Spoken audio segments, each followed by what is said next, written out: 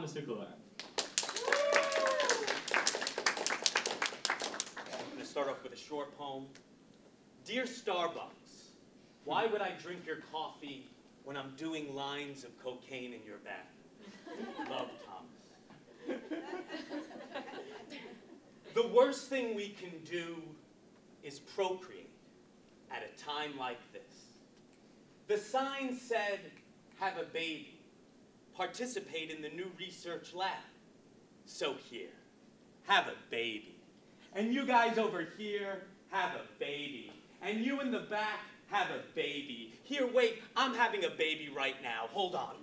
Oh, yeah, have a baby. So that they have some more babies, and then they have some more babies, and that's like 12 babies for the price of sex.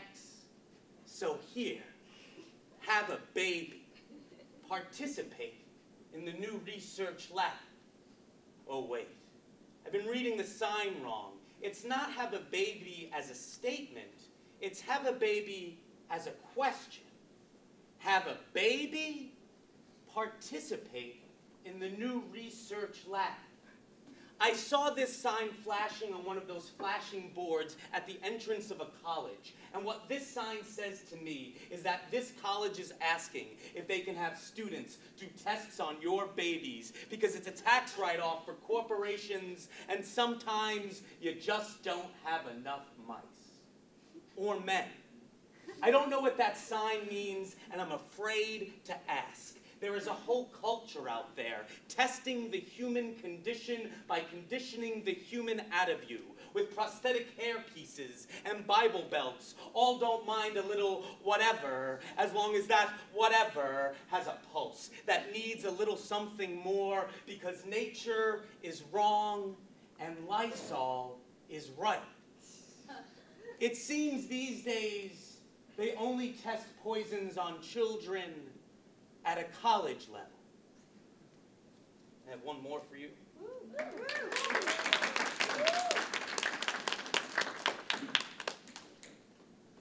On my stoop.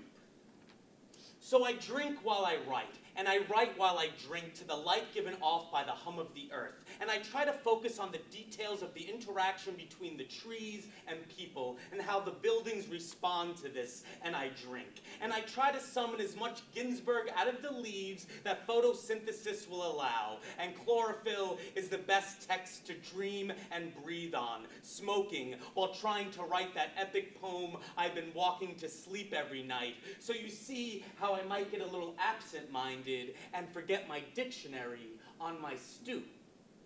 When I realized what I had done, I raced straight away to retrieve it, but much to my dismay, my dictionary had been murdered. Side note, standardized testing is murder. My dictionary was torn apart like a Neruda poem. The only breath left is what heaven had to offer. Why destroy a book? Much more fun to throw it through someone's window like a riot. Side note, children should not start riots until they start reading. My palm aches sweat. I pick up 3/4 of a page. It was the end of the R's and the beginning of the S's. Those bastards. Started reading some of the words and making up my own definitions, like ruddy, adjective, in the fuck you sense, like how grimy you got to be to rip up a dictionary, or ruthful, verb, or prayer. My heart mourns the sorrow of pity and the patter of ideas. My anger swells, and then I see the word Sabaism, now, the worship of stars. My heart swells. It took someone ripping apart my dictionary to discover this beautiful word. Someone thought to worship the stars and give it a sound. Side note, sounds are the notes of ideas hummed along with the music. Someone thought to rip apart my dictionary, so I gave it a sound. A sunrise, a star. That is Madeline Ehrlich. Yeah! Yes! Yes! Your memory creeps from shadows of vagrant palaces once explored together, through empty corridors turned to desolate stone with no trace of our company. Through a kaleidoscope, residue drifts into passing images, trapped beneath the sheen of bitter blues. Lying across coarse hotel sheets, a trembling hand scribbles into my thigh. You're my favorite daydream, I'm your famous nightmare. I preserve the markings. In the emerging light of dawn, I sit waiting on Henry Street, clutching your green flannel sweater with an obtuse faith that I might, have it one more night. You show carrying the Central Park dandelion pressed into the pocket of your jeans. Tears wet my cerulean veined thigh from the tepid grace of your lips. I don't mean to cry. Expression is lost on you. Your palm compels the nape of my neck, absorbing kind vapor with a whisper, you've got a lot to learn. I'm your favorite daydream. You're a pathetic beacon of hope, trapped in a dismal certainty that true love must ache like this. Kristhle Hernandez? Yes. Yeah. Awesome. Great. This poem is called A Makeup Artist Rant. I always wonder what customers think of me sometimes.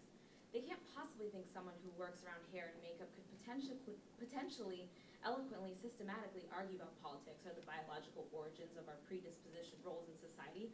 I wonder if I speak as if I know a thing or two about life and not just a thing or two about blush. I raise question, or rather an eyebrow, to the woman who condescendingly retracts her commentary about girls and makeup. I smile at her because she doesn't know that what is next to be said from my mouth might be somewhat extraordinary, potentially, arguably, quite largely wiser than what this woman might suspect.